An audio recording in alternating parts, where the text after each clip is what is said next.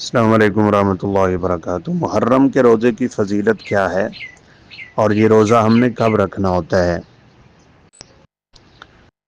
یہ محرم کا روزہ سیدنا موسیٰ علیہ الصلاۃ والسلام کی نسبت سے ہے۔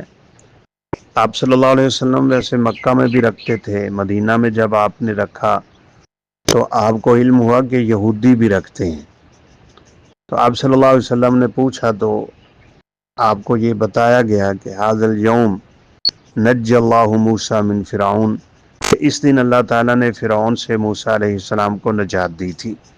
تو آپ صلی اللہ علیہ وسلم نے فرمایا نحن احق بموسیٰ، پھر تو ہم زیادہ حق رکھتے ہیں کہ موسیٰ علیہ السلام کی اس نعمت جو انہیں اللہ نے عطا کی تھی اس کا شکر ادا کرتے ہوئے ہم بھی روزہ رکھیں۔ اس لیے اس روزے کا تعلق موسیٰ علیہ السلام کی ایک نسبت سے ہے۔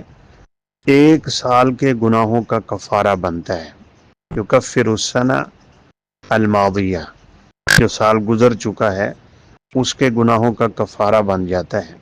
باقی رہی بات کہ یہ کب رکھنا ہے، رسول اللہ صلی اللہ علیہ وسلم نے پوری زندگی 10 کا ہی رکھا ہے، لہذا ہم بھی رکھیں گے۔ پھر آپ کو آخر وقت میں علم ہوا جب یہودیوں کا، تو آپ نے فرمایا کہ ان کی مخالفت میں لأصومن التاسع، لئن عشت لأصومن التاسع، اگر میں زندہ رہا تو میں 9 کا روزہ رکھوں گا۔ اب بعض کہتے ہیں صرف 9 کا، جبکہ یہ مناسب نہیں ہے۔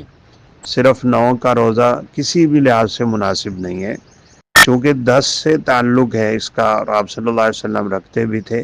اس لیے اسی حدیث کے راوی سیدنا عبداللہ بن عباس رضی اللہ تعالیٰ عنہ کا صحیح سند سے موقوفاً قول ثابت ہے، یعنی وہ خود فرمایا کرتے تھے کہ صوموا یوما قبلہ و یوما بعدہ، ایک دن پہلے روزہ رکھو یا ایک دن بعد میں رکھو تو اس میں مخالفت بھی ہو جائے گی اور عاشوراء کے روزے کی فضیلت بھی حاصل ہو جائے گی۔